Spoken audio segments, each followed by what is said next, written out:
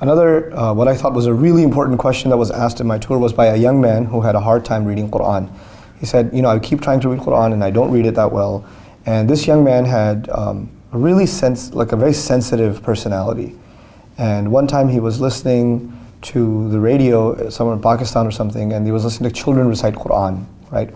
And this young boy recited so beautifully, and the teacher said, "Subhanallah, you have a really pure nafs, you have a really pure soul, you're a really pure person, and that's why Allah gave you the ability to recite the Quran so easily." And this young man heard this and got really disturbed because he felt, maybe I can't recite Quran because I don't have a good person. I'm not a good person. Something missing in my soul, And he really, really took it to heart. Now, I'm sure that's not the intention of the teacher who was talking to the child. It was a means of encouragement. But let's understand, Al-Mahir bil-Quran مع السفر الكرام البررة والذي يقرأ القرآن وهو يتتعتع فيه وهو عليه شاق وله أجران. Rasulullah told us the experts in the Quran are among the highest ranked angels, but the ones who stumble in it, keep stuttering, they can't pronounce words properly, they can't read properly, and they find it very difficult every time. These are people that get twice the reward. There are people who get twice the reward. Now the sharh of that hadith, there's a different discussion. Is it twice the reward of a regular person, or is it twice the reward of the expert? And I'm personally inclined to think it's twice the reward of the expert. There's no reason to think otherwise. Because Allah does not value accomplishment. Allah values effort. The thing that Allah values is effort. We value accomplishment. Human beings are different from Allah. Human beings value accomplishment. Human beings value results, profit, gain. How much do you know? How much have you memorized? How well can you read? Quantitative stuff. Because we want to be able to see it. Allah Azza wa Jalla is not concerned with any of these things. Allah is concerned with how much effort did you make. Put this in perspective. Somebody's a billionaire. They give $1,000 in charity. It's a good amount of money. That's worth something.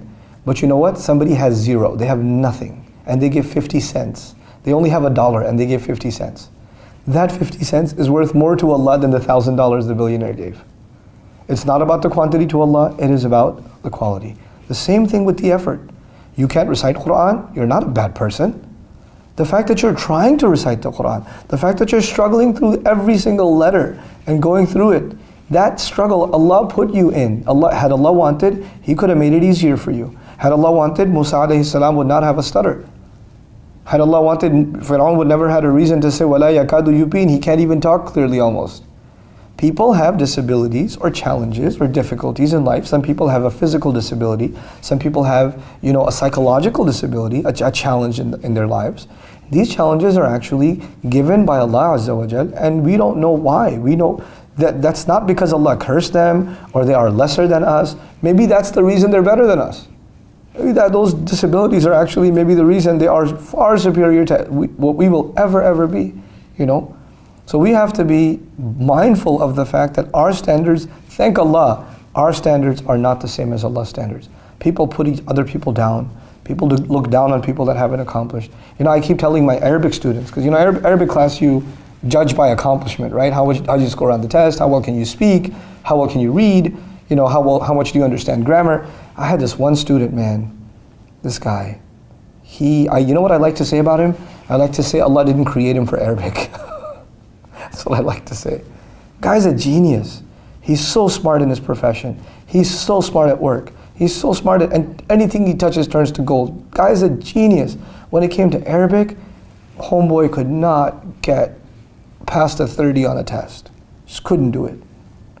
And this guy, he literally studied more than any other student I've ever met. More than any other student. Hours and hours, day after day, day after day. And he's failing the test, and anybody else who fails the test gets depressed. They don't study for a few days. This guy goes through all of his mistakes, does review, and he was a friend of mine even before he became my student. And every other time I'd be call him hey, you want to hang out? No, I got to study. I'm his teacher during the day. At night I just want to hang out with him, and he goes, no, I got to study. And you know what? Even though he didn't score nearly as much as some other students who got hundreds, I respect him way more. And I know Allah Azza wa Jalla rewards him way more. Because for some people, it's the struggle. That's the thing. That effort, that difficulty is what Allah values. And sometimes Allah puts you in difficulty because that's how He raises your ranks. That's how He puts you high, So don't let the assumptions that people make about you or comparing yourself to others and what little you know or what little you can do, don't let that belittle what Allah thinks of you, This is the real value. You know, inna akramakum indallahi atqakum. The most noble of you are the ones that have the most taqwa. Taqwa will never be known by another person. It'll just never be known. So I pray that we're not judgmental of others, and especially we are not judgmental of ourselves, that we don't think of ourselves constantly in respect to others, in comparison to others. Barakallahu li wa lakum. Assalamu alaikum wa rahmatullahi wa barakatuh.